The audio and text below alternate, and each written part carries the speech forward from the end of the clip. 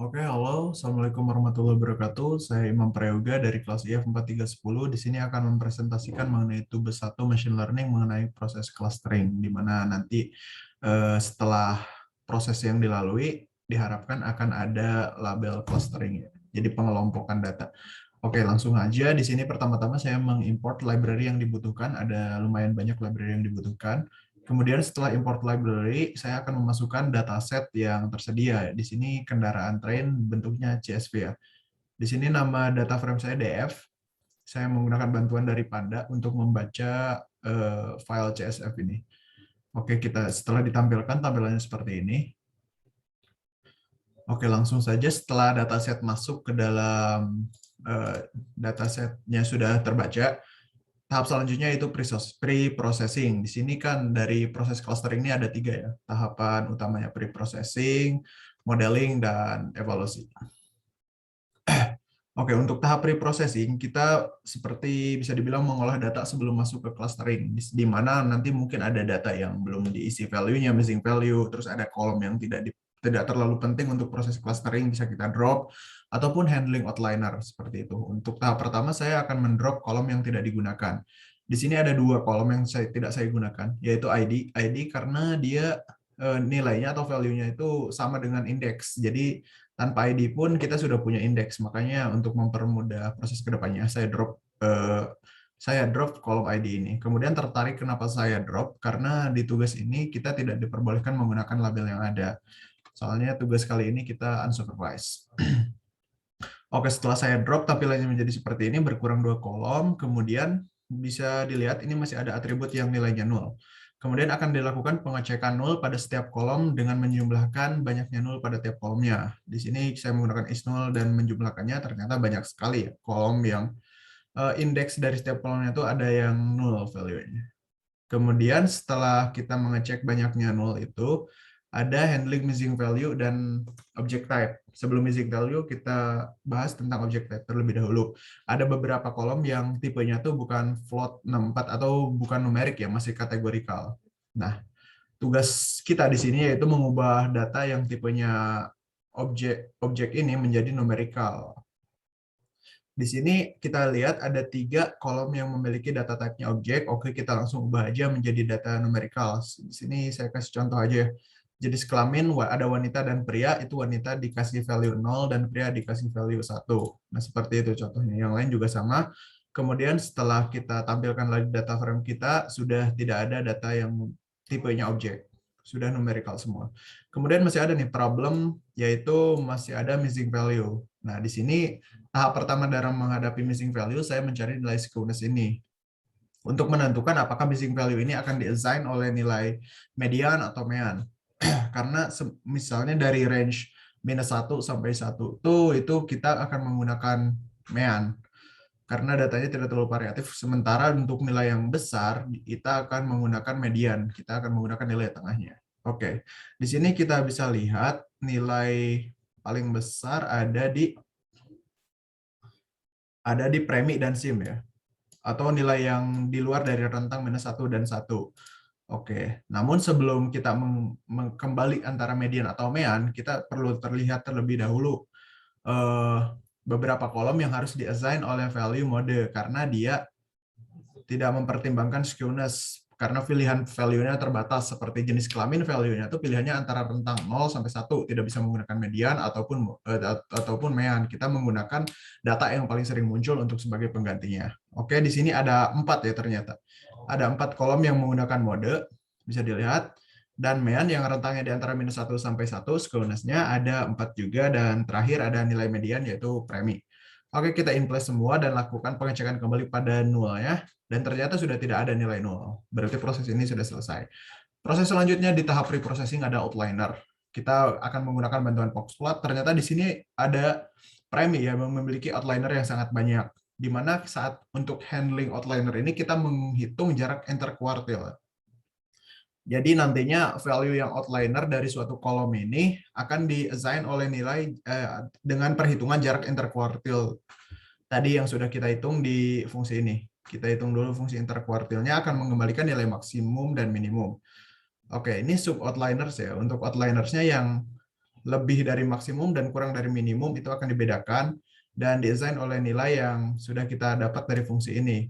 Oke, karena tadi dari kolom tuh yang paling menonjol outlinernya premi, maka kita akan menggunakan rumus ini untuk kolom premi ya.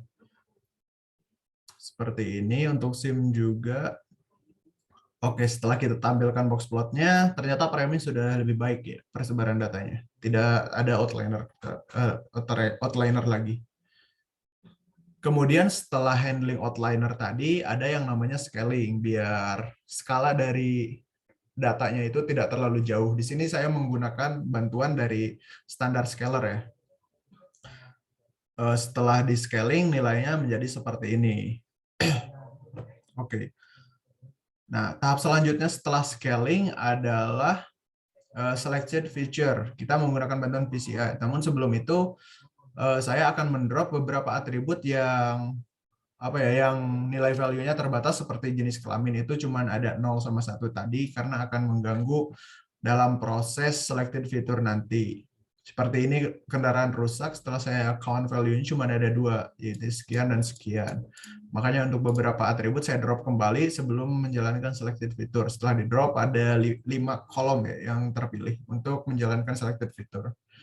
Di sini selected feature saya menggunakan bantuan PCA dan memasukkan ke dalam data frame yang baru. Ini data frame underscore cluster ya, yang nantinya akan berisikan kolom yang ditinjau untuk proses clustering. Di sini kolomnya saya kasih nama X dan Y ya. Nah, ini setelah selesai menjalankan proses selected feature, lalu saya akan mengassign nilai-nilai ini, nilai-nilai dari hasil selected feature ini ke satu array untuk kepentingan clustering ke depannya. Oke, udah dimasukkan nilainya, kemudian kita visualisasikan. Kita visualisasikan dengan bantuan scatter plot. Di sini kita lihat persebaran datanya seperti ini. Oke, mungkin ini untuk visualisasi yang lainnya. Oke, tahap pre-processing sudah selesai, kita masuk ke tahap pemodelan, di mana kita akan menggunakan bantuan rumus Euclidean distance ya. Di sini sudah dihitung dan kita akan mencoba dengan pertama itu 2 untuk coba-coba. Di sini saya membuat membuat fungsi centroid yang akan mengembalikan nilai centroid yang akan dirandom di awalnya. Kita akan diinisialisasi dulu ya, nilai random dari suatu centroid. Oke, langsung saja ini yang mengembalikan nilai centroid. Nah, di sini ada beberapa array yang memiliki fungsi yang berbeda ya.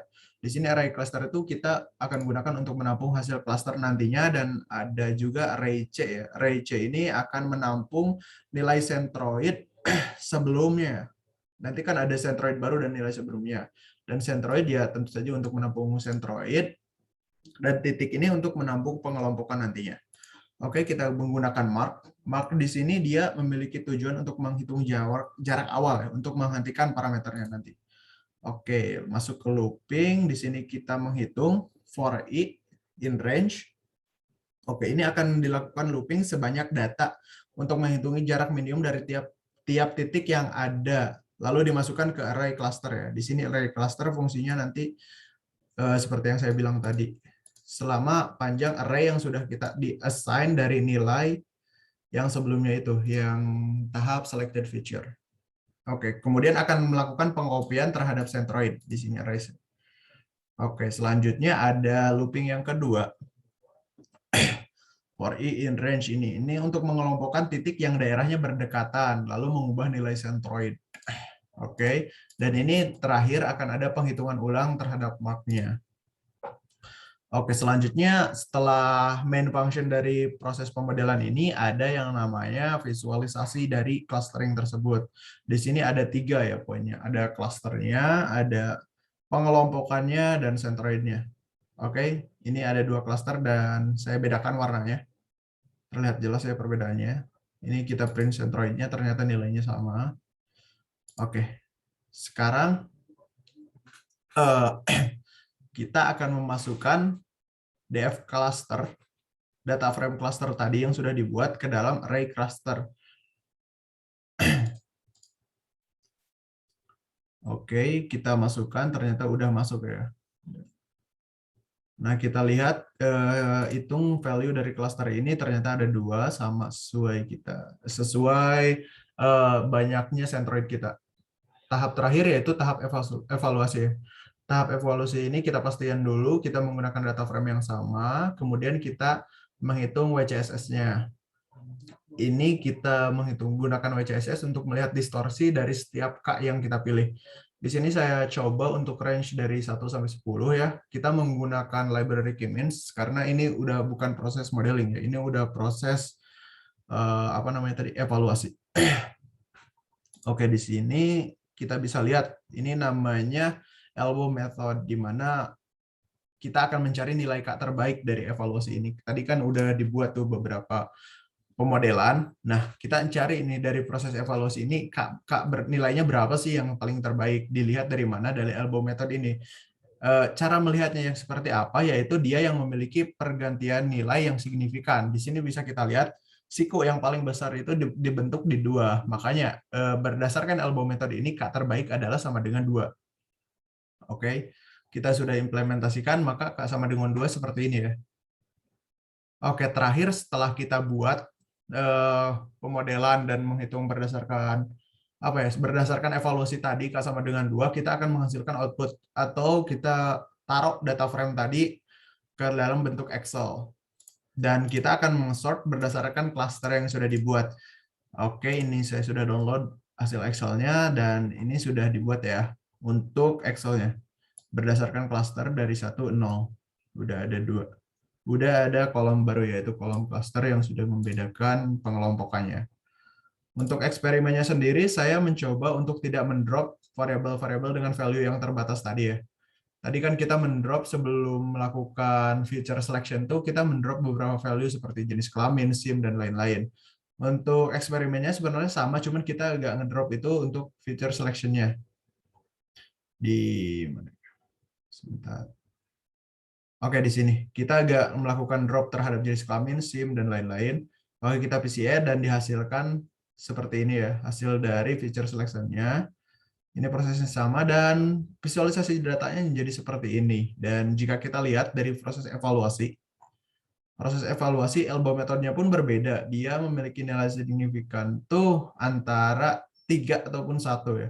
Di sini saya mencoba untuk meng-assign nilai K-nya sampai dengan 3 dan proses klasterisasinya menjadi seperti ini. Oke, sekian penjelasan mengenai tugas besar 1 tentang proses klasterisasi. Mohon maaf bila ada salah kata. Wabillahi taufiq wal hidayah. Wassalamualaikum warahmatullahi wabarakatuh.